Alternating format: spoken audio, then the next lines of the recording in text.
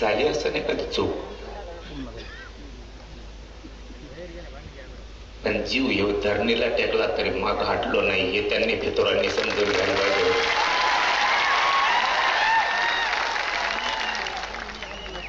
लढणारा मी आहे, लढणारा माझा समाज आहे. तुम्हाला ऐकून तुमच्या रक्ताशी गद्दारी करून जर मी मोठा झालो असतो, मग तुम्ही आमची दुरी करायला पाहिजे होती. तुमचं रक्त आमचं असून सुद्धा